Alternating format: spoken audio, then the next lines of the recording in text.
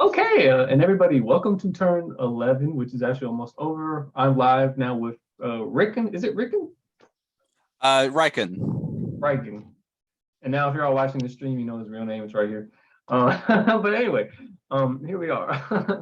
I don't really I don't care if people know my real name or not. I'm sorry if you do. Sorry, it's Not a big deal. Not a big deal. Good, great, great. Okay, yeah, so we're live. So a few things to talk about. The new PEs, I guess we don't really have any, but you guys know McJuggle's like a new PE. And besides that, YOLO. So everybody should already be aware of that. And besides that, anybody and me and Rickon were just talking about some of these rules, and like these videos are really helpful to understand the rules. And we got Sunset and Eddie, anybody can attack them, like surprise attack them basically. Like not 10 people at one time, but like you or your ally can. So that's a nice mechanic. And if you're in the Discord, you've kind of already been kind of keeping up with all the shenanigans surrounding that. I'm not gonna say anything more about it. Yeah. Okay. Yeah, so and yeah, Rickon is on, and you guys know he's over here in the east. Him and his ally Avalator over here. They're doing super well. And let's actually pull it up because his income jumped like crazy high. 90 income. Like Yeah, holy we shit. jumped from 68 to 90 from last turn, 22 jump. It was nice though. Some of the things I'm getting income from, I won't be getting income from next turn, but I think it's gonna go up again. Yeah, I can see how you're doing pretty good. There's no nation bonuses in this on this map, which I guess is nice. But you get the state one, so I guess the map maker made it that way. But it looks like you're going to be getting this one over here soon. So Well, it depends. Over in State Chrysondar, I have I've got most of Chrysondar, but kind of right next to me, Kentucky Ball has a few territories in there. I haven't reached out to him yet, but he's got his commander on my border, so I've got a feeling that that one's going to be a bit more difficult. Honestly, I'm focusing mostly on neutral territories and people with only like single areas near me for the most part to try and trade for, easy things first. But we're going to see where things go. yeah, you're doing pretty good. I mean, and I commented kind of in my last video that you guys are pretty much running out of neutral territory. I mean, like, on your western border, it's all gone, kind of in the south. So it's like you got Bobby down here. Bobby's pretty strong. Him and his ally are taking out him and Sanctuary are taking out Evbo and this STE dude over here. But you still got this. Oh, you got Zoro over here too, and he's actually kind of sandwiched right between Bobby and you and No Pro. And No Pro has an ally too. Who is his ally? See, he's got Bobby. Okay, Bobby is his ally. What? Oh, I thought Sanctuary was his ally. Weird. Weird. Okay. So oh, that's right. Okay, yeah, because Sanctuary and this STE dude and Evbo all kind of and Slash. Okay, yeah, they're all black. Yeah, there's like several different players with black as their color, so it's confusing. It can be confusing. I have most of the map for me is just blue. I have pretty much anyone that I've taken an interest in, either with discussing them or I want to make sure I'm keeping an eye on their growth. I have their color changed, but for the most part, most of the map just lives a very nice solid blue for me. Oh, nice. Okay, because I've really just been I keep everybody the regular color, but the people I'm at war with, I changed them to red pretty much. I used to have all the PEs red at first, but now I don't even do it anymore. I didn't even realize I was on the border with one, and you were of course on the border with Script, and then he surrendered. I guess besides that, you pretty much cleaned out the whole neighborhood though, so to speak. I mean, you got Kentucky and No Pro pretty much to worry. I mean, you and your ally though can take out Artichoke. He's PE, and he's just been over here chilling the whole game. Yeah. That's another thing about the colors is I can acutely see pretty much where every PE is because I set the PEs to be red with the vertical stripes, so they stand out very well from the blue backdrop and every other color I have set out. So there's 4 kind of big concentrations of PE territory that I can see. Or I guess 5 There's up in the far north, there's Nao over there. Then Right. there's Artichoke near me. Then more south is Make. Then to the west is Morton. And then there's, I think this is two people, YOLO and DR, kind of in the center area. Right. So I'm watching all of them, watching to see if they start expanding too far. Because then I might have to like, okay. Are you only expanding here in like this Ukraine region? I've actually I've taken a approach that I'm not sure was the best idea, but this is only the second Diplo game I've ever been in. So I was like, all right, you know what? Let's see what works. So I kind of went very aggressively trading most of my territories that weren't in the area that I focused on. At the moment, the only territory I have outside of Russia is in the UK. I have Really? You're I over here. Where? I have three territories there. But Oh, as of next turn, it's a very it's a southern UK right there. yeah. As of next turn, I won't have those anymore. I'll only have territories What in did you my trade blood them Russia. for? So it was actually kind of random. I forget who it was. Someone messaged me randomly and said, pick a number between 1 and 100. If you get it right, I'm giving you a territory. And I was like, freaking okay. Okay. So Wow. I ended up getting one of them. And then I just grabbed a second one next to me because it was a neutral territory. And then Wanton hit me up a couple turns later, saying that he wanted to expand there. So we managed to work out a deal. I'm trading him. I had 2 territories, and I'm trading them to him for 70 troops. Wow. Holy Which shit. is, yeah, I mean, it was That's a bit crazy. of a one-sided deal. I very clearly said, I know this is a one-sided deal, but I would like to keep this area for future expansion just in case. But he agreed to it, so I was like, all right, you know what? I'll make use of those troops. Fair enough. I mean, So yeah, I mean, you don't, I mean, at this point though, I mean, I think, I don't want to help you because I feel like inevitably we'll come into some sort of future conflict later on. Because I mean, probably.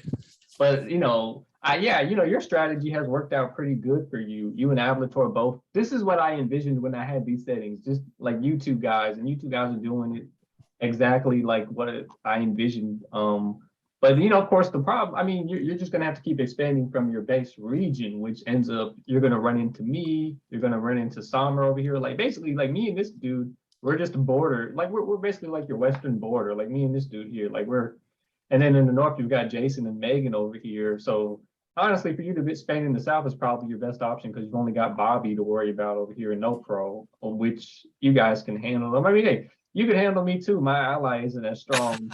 So I mean, I've already thought of like contingency plans to prevent you guys from like taking me out.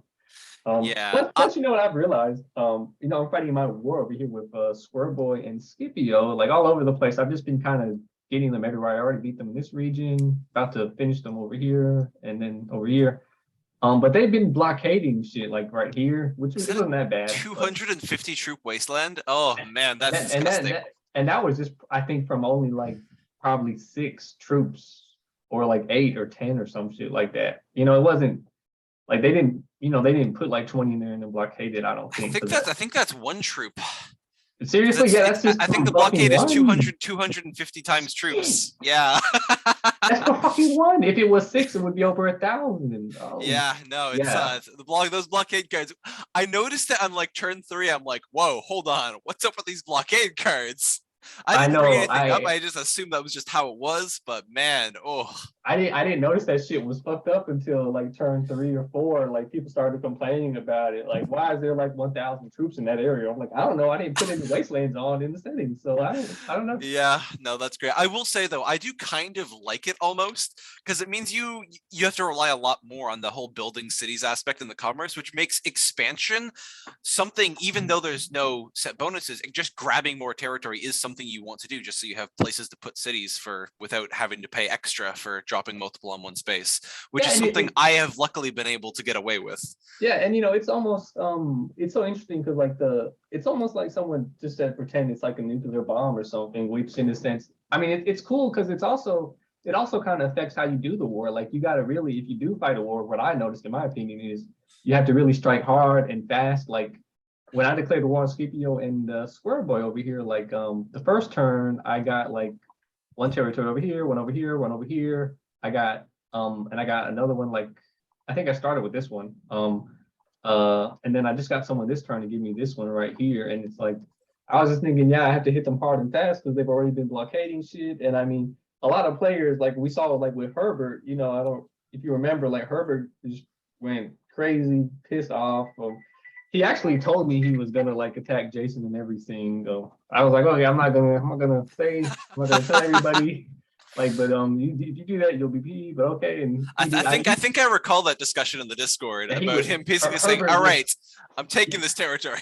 like he was super pissed. I'm like, oh shit, like yeah, he was pissed, and this is still. I think this is this the turn. No, this it might have been. I think it was this I one. think it was that one. I think it was that one. Yeah, and I guess Jason blockaded that one with, and it's probably got over 1,000 in it, maybe even more than that. Yeah, so Herbert was super pissed. So yeah, those blockade cards though, you know, if you do declare war on someone, I mean, you better beat them fast, and you know, just like, in fact, even like we saw what Greg did here, which was pretty interesting, blockading this. That's actually a pretty cool strategy. When Sunset declared on him. So that, you know, it helps with scorched earth tactics too, and it's actually very defensible. Like this yeah, I mean that's just like that's no longer a point that he can be attacked from probably for the rest of the game. Well, right? yeah, yeah, pretty much. I mean, over 1,000, it would like have to be until like turn 30 to even have the income, you know. Yeah. And it's like, you know, like Grot's not over here to take over North Africa and just blockade 1, 2, basically 3.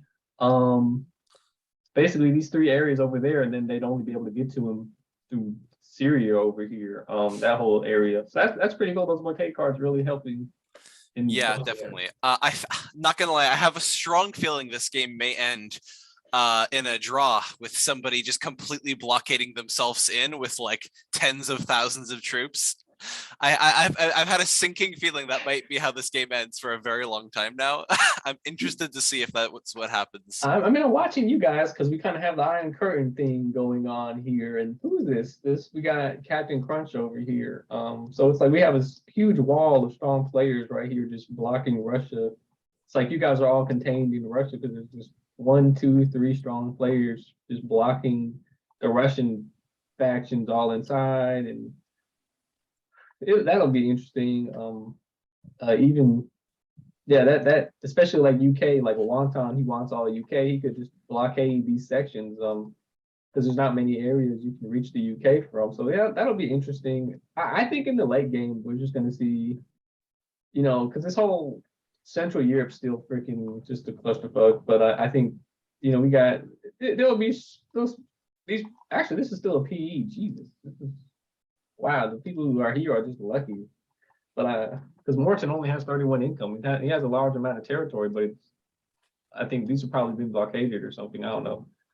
That's pretty cool. But we got, you know, Grot's not over here in Africa is gonna end up fighting Sunset over here, and then Ihao is over here. And then Turkey is just one of the most, not many neutral territories left, so we're gonna see how that goes. I mean, I'm just probably gonna sell all my land in Turkey. And because like you know, you mentioned your strategy, you know, I'm kind of all over the place because I couldn't. It was so hard in the beginning for me to find someone to trade territory with. I was like kind of losing hope. I was like, damn, like this is like no one responded to my messages. I was like, I messaged like 10 plus people next to me. I was gonna where milk toast is, I was gonna try to get that. That just didn't work. This over here too, same problem. I just ended up kind of trading it to them, and I just kind of luckily though enough people got booted or kicked in certain areas, and I was just lucky attacking neutrals when several other people attacked them. And you know, a lot of Diplo players, by the way, you call this a Diplo game, you know. I've actually been thinking about I want to rebrand this from a Diplo game because I want to attract players like kind of like us who are like super nerdy about this shit and like really thinking about it. Like, because you know, I was talking to one player, he what is his name? Benji. Benji, where's Benji? I think this is Benji over here.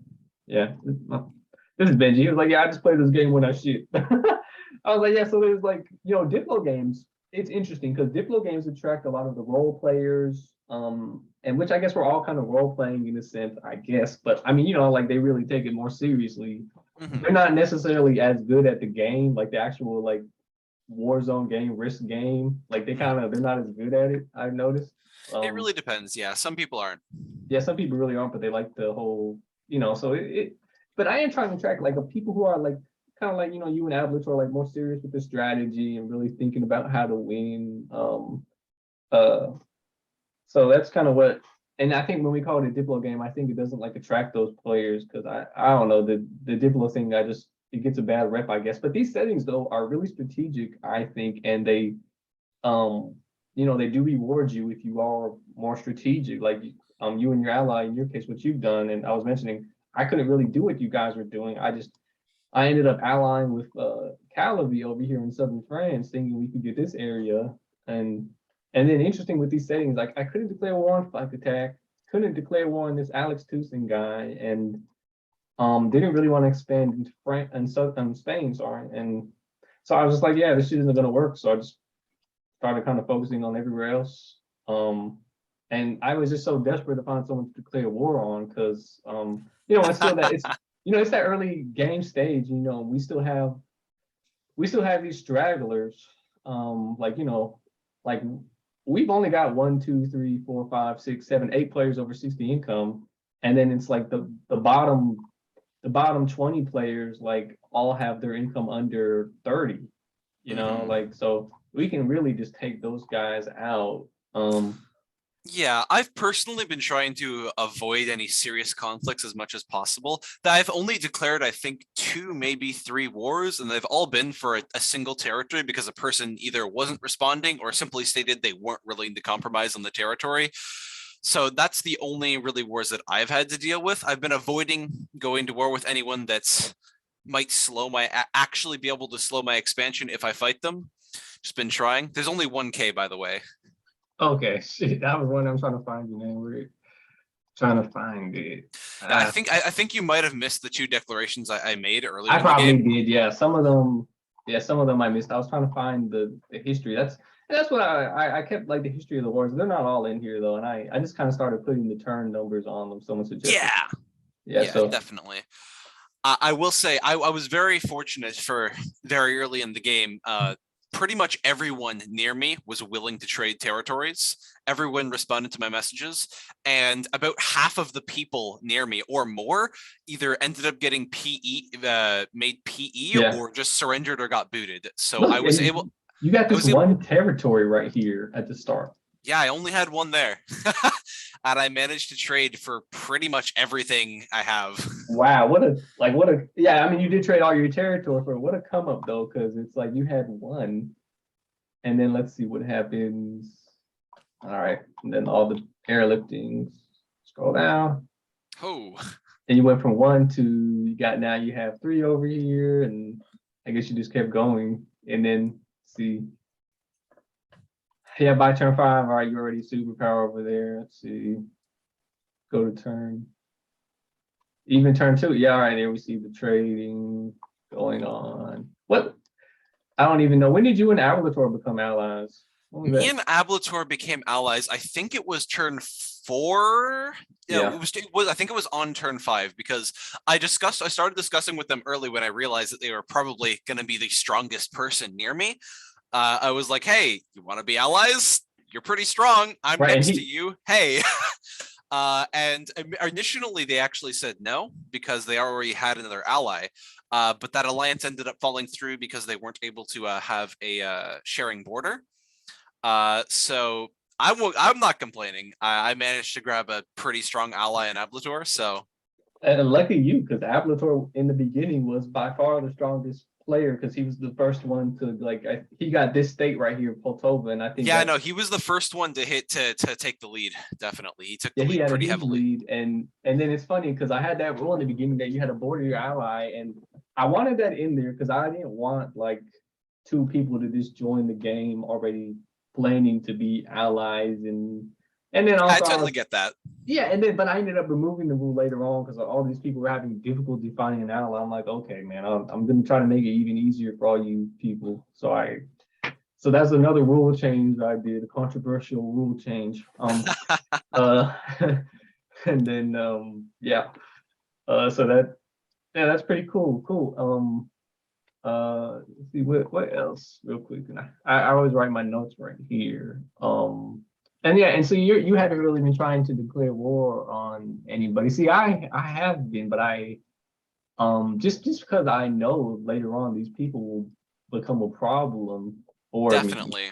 Like especially you. I've been trying to build my income, so focusing too much on troops on war would have slowed me down because if I declare war on someone, there's a good chance because of how big I've gotten, they're going to pump all of their income into troops to try and fend me off. So I'll end up having to pump a lot into troops, which means I'm building less cities, taking less territory. Just generally, it would slow me down. So I don't really plan on declaring any big wars until there's no other alternative. But Well, we're gonna see what happens. do you play Total War games, Europe Universalist, Hearts of Iron, or Played a lot of Crusader Kings 2, played a lot of Crusader Kings 3, Total War Warhammer. I've been a big fan of through the series. Not a fan of the new one, doesn't look great, but yeah, I'm a huge strategy game person. Strategy and tactics games are a blast. Like I have hundreds of hours in XCOM, like just strategy games in general are my bread and butter. Love them to death. cool. Yeah, So, I was wondering because I mean I kind of yeah I just started I played Crusader Kings 3 before. I just started playing it again last night after the updates and stuff. I want to see what's changed. Yeah, and it's funny because with this game too, it's interesting to compare it to those games because and I was kind of inspired by those games to kind of come up with these settings.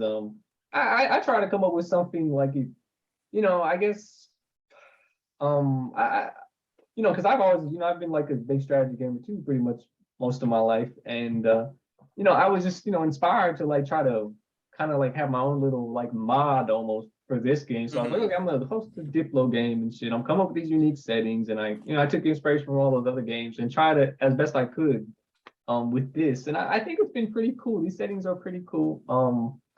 And it's a 200 player game, so that was kind of also pretty cool. So it's been pretty interesting. And you know what, regarding the rules, I kind of see you comment a bit on the rules. Do you like what ideas do you have to make this even better if you have any? Do you?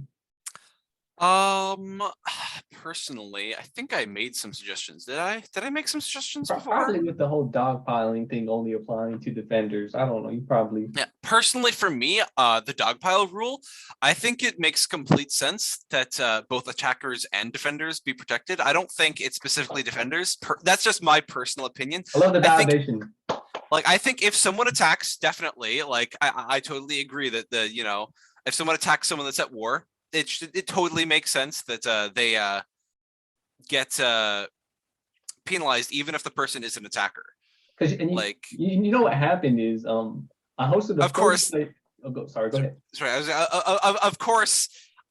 People probably would expect me to say that, considering I'm quite likely to be attacking people in the near future, just because my expansion's coming to a halt. So I mean, I may be biased, but but you know what? No one's gonna attack you. I watched this reality TV show called The Challenge on MTV because my fiance likes to watch it, and there's this player on there named CT. He's like in his 30s. He's been on the show for like over a decade. He's won, I think, 3 or 4 times now. And because he's a true athlete, a true competitor, like it's kind of like Jersey Shore, but they have him do crazy challenges and shit. Okay. Physically demanding challenges. No one ever tries to like call him out though or challenge him because everybody already knows he's a badass. You're not gonna beat him. It's kind of like the position you're in now. No one is gonna try to challenge you. That would be suicide.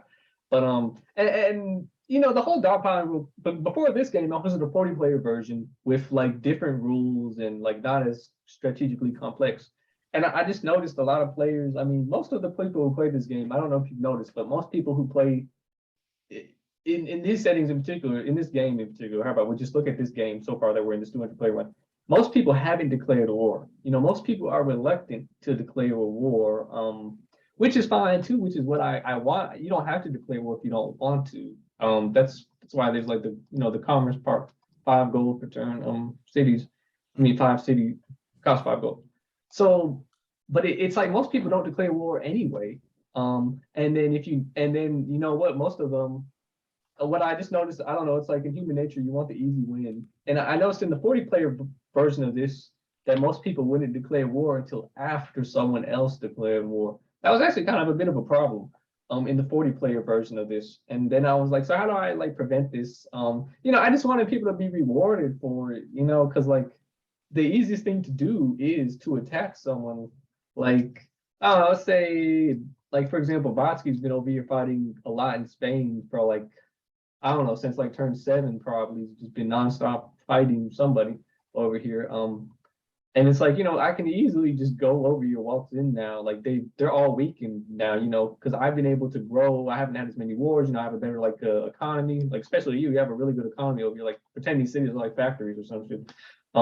You're doing pretty good. It's like, the whole dogpiling thing. The point is though, it rewards people who fight wars well. It prevents rage quitting, because I also noticed that when several people declare war on one person, which can happen just because that's how it goes. People will send their private messages to people, and it makes the most sense if someone's already fighting 2 people, just declare war on them as well. I mean, that's like classic. That's like the Soviet Wipe them Union out and grab what you can. like Russia takes a part of Poland in World War II. They let Germany do the first blow, then they just came in and got a little piece because it was convenient. Yeah. So it's I think the dogfighting rule, it's not meant to really protect anybody. It's not meant to protect you. It's really just meant so that you can play the game the way you want to play it, and that's also why we have the ally system too. So your ally is supposed to be there, to help you in the war, like not the whole international community, I guess. And and maybe we can like, there's no rule that's like there's no rule preventing you from like sending troops over here to Greg or Botsy like they're fighting. There's no rule preventing you from, you can gift them some shit if you want. There's like, there's no rule preventing you from doing that. So you could do that if you wanted to. You just can't actually declare war yourself. So, oh, my fiance say hello. None of this is real. Y'all can do what y'all want. Okay. Oh, yeah. Thank you. Thank you. See you later. Thank you. Oh, yes. That was polite. That was polite. But okay, I guess, we've talked a lot. I know these videos get pretty long. What else? Anything else? Yeah, we covered, like, we know we got our PEs. Everybody understands how this works by now, I'm sure. Everybody understands the PE strike system. If you don't worry about it. Just don't break the rules. You'll be fine. I do have a question about the PE strike system, actually. To what extent does, like, if someone like just sneak attack someone's commander and wipes them out, is that one strike, or is that just kind of like going about, nah, you're PE kind of thing? Great question. So yeah, absolutely, they would be PE. I know some people would want every little contingency covered, but that's probably not really feasible. I know, exactly. Right? I can't cover we're not writing the Constitution of the United States of America here. We're not going to meet for 4 weeks straight to think about every single possible thing that could go wrong.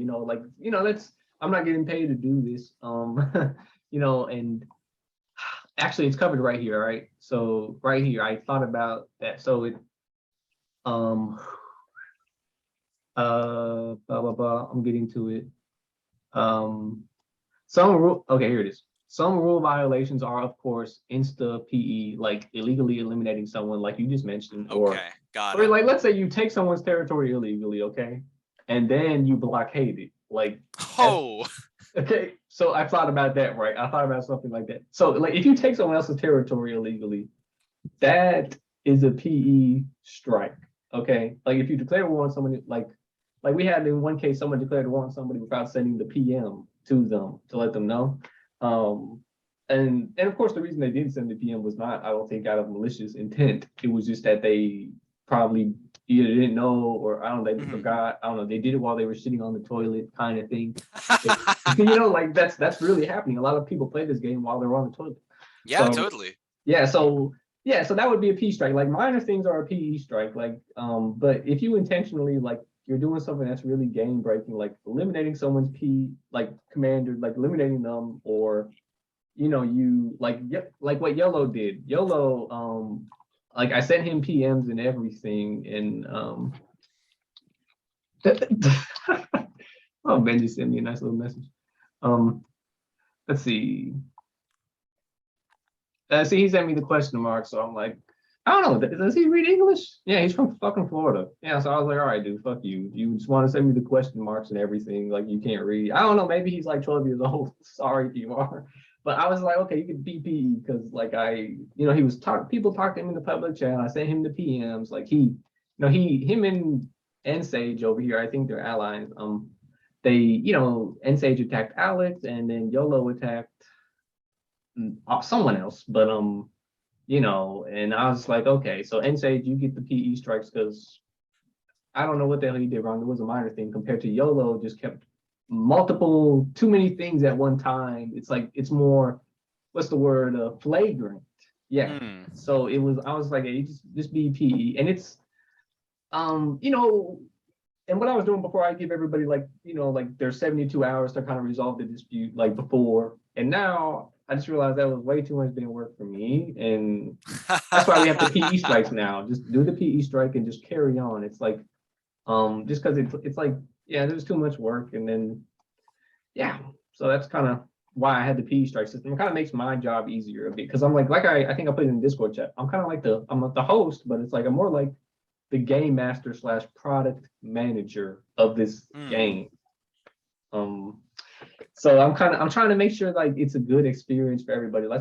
So I'm just trying to make sure like everybody's like having fun and like nothing's being abused and everything is like as fair as it can be. So Definitely.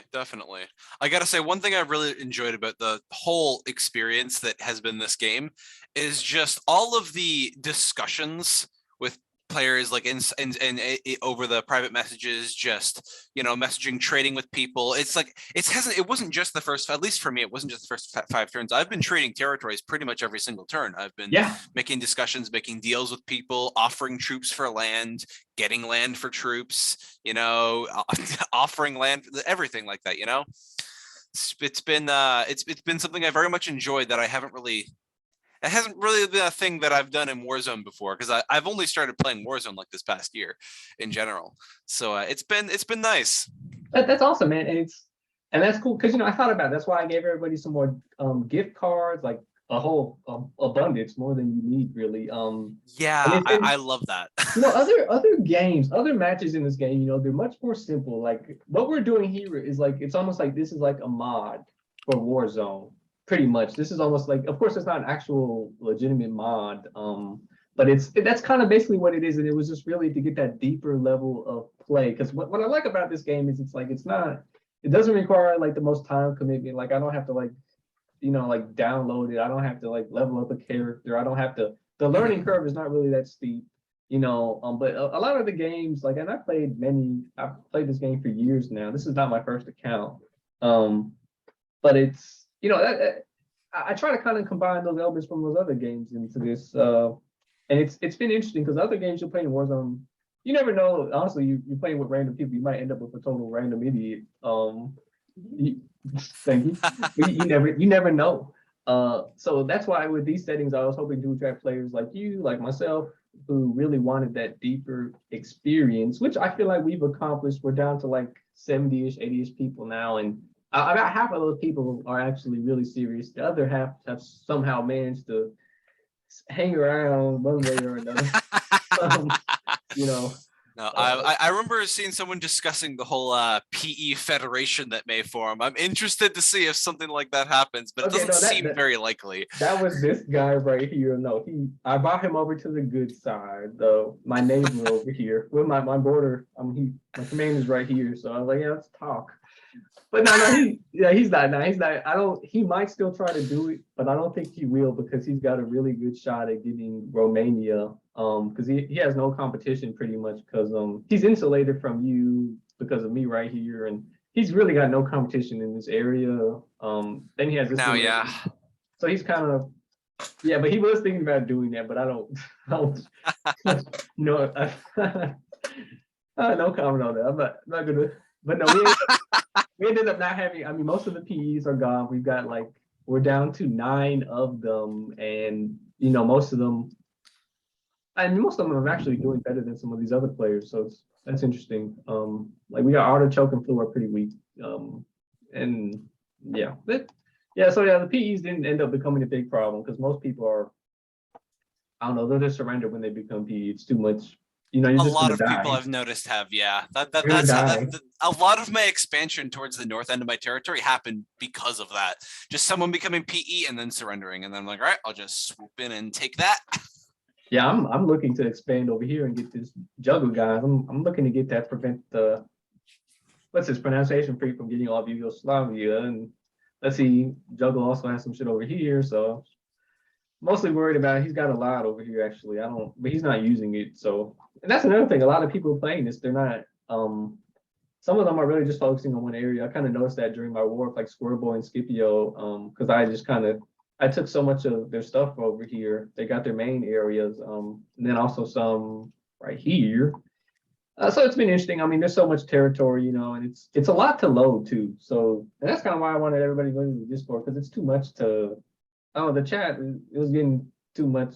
Like I ended up missing some stuff. I don't know how. So that's why I just want everybody to go to the Discord. Yeah, I know the public chat is a mess.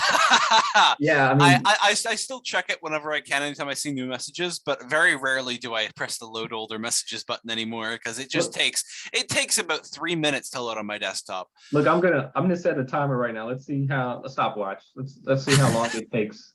All right, go. All right. And this computer is pretty fast. I got good internet too. So let's see.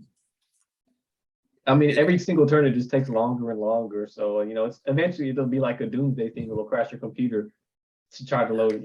It's kind of annoying. Yeah, it's really annoying. Like just trying to load the chat because I've noticed that at least in the last couple turns. I've opened 2 new messages and like it said, 74 new messages. And then I open and I read like 10 of them and I'm like, wait, there should be more. And I got to load older messages because apparently the other ones just didn't show up. And I'm like, that's annoying. Yeah, it's I definitely like the Discord. Okay, it took 41 seconds and I have a really good computer, really good internet connection. On my laptop, like it basically freezes my laptop kind of. So I have a shitty laptop like probably over 10 years ago. This is like a gaming computer basically. At 41 seconds, like I just can't. That just takes too much time. It's way too much. Like,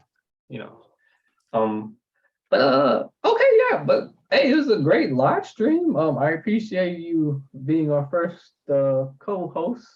Yeah, no, it's been a nice discussion, been a good discussion to speak to the genius behind the game. Thank you. Y'all call me genius. My self-esteem just went up by 10%. No, it's been a good time, and I appreciate you hosting the game. It's been fun. Yeah, same to you, man. I appreciate you coming on, taking the time. I know it was a bit late today. But yeah, you've been a marvelous co-host. Marvelous. Well, thank you. Yep. Okay, yeah, I guess I'll end our meeting live stream. So you want to say goodbye?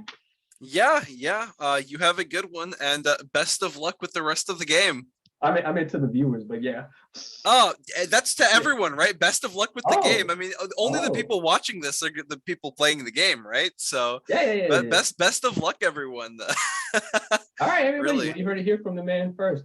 We'll see you guys soon. Have a good one. All right. Yep.